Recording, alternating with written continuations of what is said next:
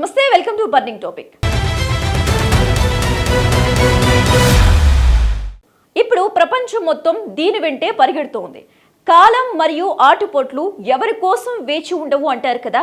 కాలాన్ని ఒడిసి పట్టాలన్నా, గమ్యాన్ని త్వరగా చేరాలన్నా వేగమే ఏకైక మార్గం. ఇప్పటి వరకు మనం అత్యంత వేగవంతమైన ప్రయాణం అంటే బుల్లెట్ ట్రైన్స్ అనుకున్నాం. కానీ ఇప్పుడు సీన్ మారుతోంది.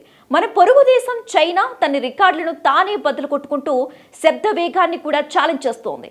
గాలిలో తేలుతూ మేఘాలను చీల్చుకుంటూ వెళ్లే సూపర్ సోనిక్ రైలును సిద్ధం చేస్తోంది. అసలు ఏంటా టెక్నాలజీ?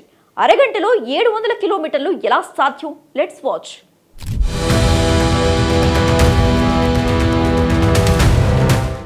మనిషి ఆలోచన ఆకాశాన్ని తాకితే అసాధ్యం అనుకున్నది సుసాధ్యమవుతుంది.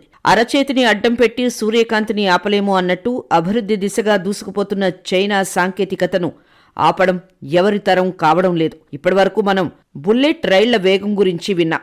కానీ ఇప్పుడు శబ్ద వేగాన్ని మించిన వేగంతో ప్రయాణించే ఒక అద్భుత ప్రాజెక్టును చైనా సిద్ధం చేస్తోంది.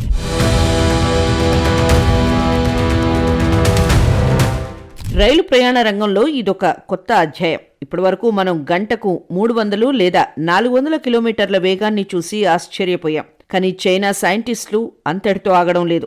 స్కై ఈజ్ ద లిమిట్ అన్న చందంగా వారు అభివృద్ధి చేస్తున్న కొత్త రైలు గంటకు ఏకంగా 1200 కిలోమీటర్ల వేగంతో దూసుకెళ్లనుంది. అంటే శబ్ద వేగాన్ని మించి ప్రయాణించబోతోంది. ఇది గనక పూర్తి స్థాయిలో అందుబాటులోకి వస్తే సుదూర ప్రయాణాలు కూడా నిమిషాల్లో ముగిసిపోతాయి.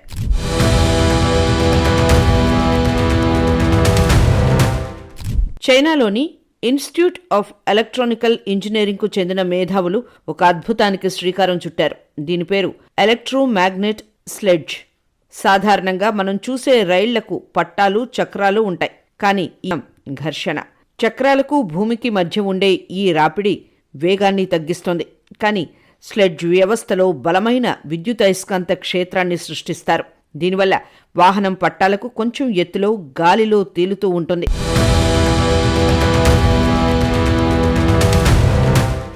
ప్రయోగాత్మక దశలో చైనా శాస్త్రవేత్తలు ప్రపంచాన్ని ఆశ్చర్యపరిచారు. 2023లో నిర్వహించిన కీలక పరీక్షల్లో దాదాపు 1 టన్ను బరువున్న భారీ వాహనాన్ని ఈ విద్యుదయస్కాంత వ్యవస్థపై ఉంచి నడిపారు. అది ఏకంగా మాక్ 1 వేగాన్ని అందుకుంది. అంటే శబ్ద వేగంతో గంటకు సుమారు 1235 కిలోమీటర్లు సమానంగా ప్రయాణించింది.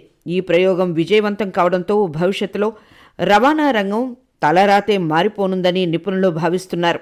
భూమిపై విమానం కంటే వేగంగా ప్రయాణించే రోజులు ఎంతో దూరంలో లేవని ఈ ఎలక్ట్రోమాగ్నెట్ స్లెడ్జ్ నిరూపిస్తోంది. ఇది కేవలం ప్రయాణికుల కోసమే కాకుండా విమానాల ప్రయోగ పరీక్షలకు, ఆయుధ వ్యవస్థల పరిశోధనలకు కూడా ఉపయోగపడనుంది.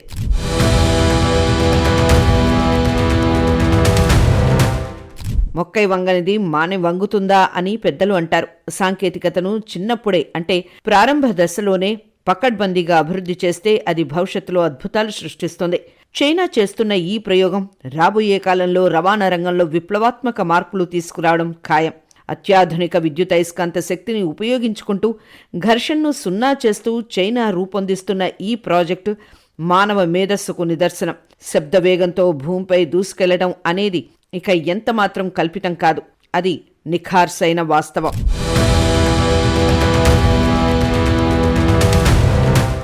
అతి సర్వత్రా వర్జయేత్ అన్నారు పెద్దలు. అంటే ఏదైనా మితిమీరితే ప్రమాదమే అని అర్థం.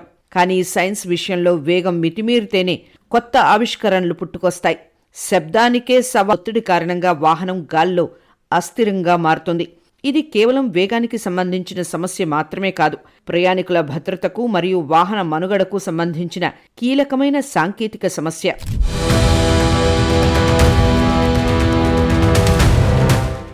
ముందు వెళ్లేవారికి ముళ్లకంచె ఎదురైనట్లు వేగంగా వెళ్లే వాహనాలకు ఈ షాక్ వేవ్స్ పెద్ద ఆటంకాలుగా మారాయి.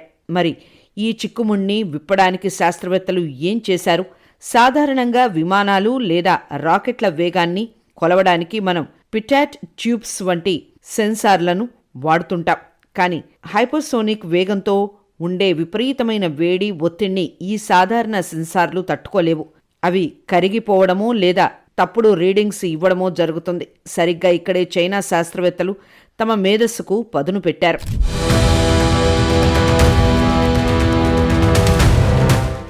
చైనాకు చెందిన ప్రముఖ శాస్త్రవేత్త జూఫీ నేతృత్వంలోని బృందం ఒక విప్లవాత్మక అల్గోరిథంను అభివృద్ధి చేసింది.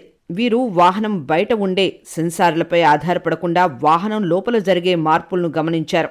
హైపర్సోనిక్ వేగంతో ప్రయాణిస్తున్నప్పుడు విద్యుత్ సరఫరాలో వచ్చే అతి సూక్ష్మమైన మార్పులను వీరు ప్రాతిపదికగా తీసుకున్నారు. వేగంతో వచ్చే మార్పుల వల్ల విద్యుత్ ప్రవాహంలో కలిగే హెచ్చు తగ్గులను విశ్లేషించి దాని ద్వారా వాహనం ఎంత వేగంతో వెళ్తుందో ఈ అల్గోరిథం లెక్కిస్తుంది. ఈ పద్ధతుల్లో శబ్దం వక్రీకరణలను తొలగించటం ద్వారా దాదాపు 99% ఖచ్చితత్వంతో వేగాన్ని గుర్తించవచ్చని వారు నిరూపించారు.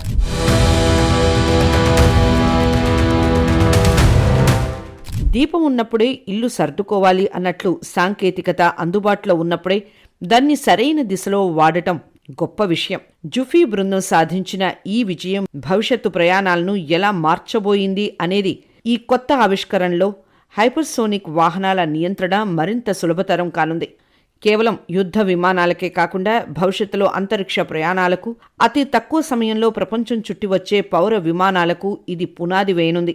షాక్ వెపన్స్ సృష్టించే అలజడిని తట్టుకొని 99% ఖచ్చితత్వంతో ప్రయాణించటం అంటే అది విమానయాన చరిత్రలో ఒక మైలురాయిగా నిలిచిపోతుంది.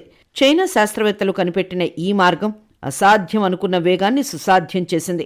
మొండివారికి 30 ఉపాయాలు అన్నట్లు సెన్సార్లు పనిచేయకపోతే విద్యుత్ తరంగాలనే సెన్సార్లుగా మార్చి అద్భుతాన్ని సృష్టించారు ఈ శాస్త్రవేత్తలు. ఈ సాంకేతికతతో రాబోయే రోజుల్లో ప్రపంచం మరింత దగ్గరవ్వడం ఖాయం.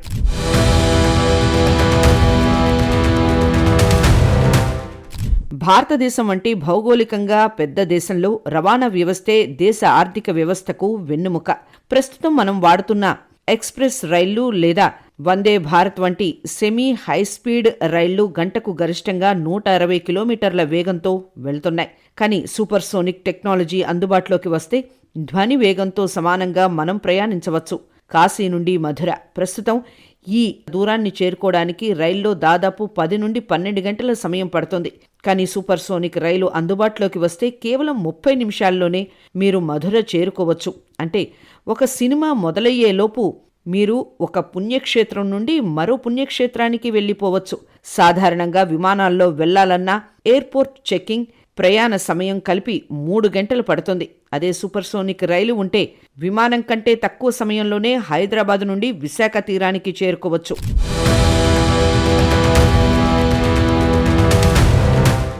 అవునండి, అందని ద్రాక్ష పళ్ళు పుల్లనా అన్నట్లు ఒకప్పుడు ఈ వేగం మనకు అసాధ్యంగా అనిపించేది. కానీ నేడు సైన్స్ ఆ అసాధ్యాన్ని సుసాధ్యం చేస్తోంది. పొరుగు రాష్ట్రానికి వెళ్లాలన్నా పక్క ఊరికి వెళ్లినంత తేలిగ్గా మారిపోతే ఇక దూరపు కొండలు నునుపు అని బాధపడాల్సిన అవసరం ఎవరికీ ఉండదు. ఈ టెక్నాలజీ వల్ల కేవలం సమయం ఆదా అవ్వడమే కాదు, దేశ ముఖచిత్రమే మారిపోతుంది. వస్తు రవాణా వేగంగా జరగటం వల్ల వ్యాపారాలు పుంజుకుంటాయి. ఉదయం ఢిల్లీలో పని ముగించుకొని మధ్యాహ్నం భోజనానికి హైదరాబాద్ ఇంటికి వచ్చేయచ్చు. ఇది పూర్తిగా విద్యుత్ లేదా అయస్కాంత శక్తితో నడుస్తుంది కాబట్టి పర్యావరణానికి ఎటువంటి హాని కలగదు. ప్రజలు ఉద్యోగాల కోసం నగరాల్లోనే ఉండాల్సిన అవసరం లేదు. 100 కిలోమీటర్ల దూరంలో ఉన్న సొంత ఊరి నుండి కూడా ప్రతిరోజు ఆఫీస్కి వచ్చి వెళ్లవచ్చు.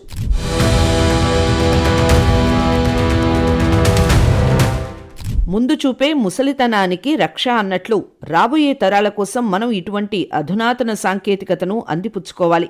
ఈ సూపర్సోనిక్ రైళ్లు పట్టాలెక్కితే భారతదేశం వేగంలో ప్రపంచానికే గురువుగా మారుతుంది. నిద్రపోయే వాడికంటే మేల్కున్నవాడే మేలు. అందుకే మారుతున్న టెక్నాలజీతో మనం కూడా అడుగులు వేద్దాం.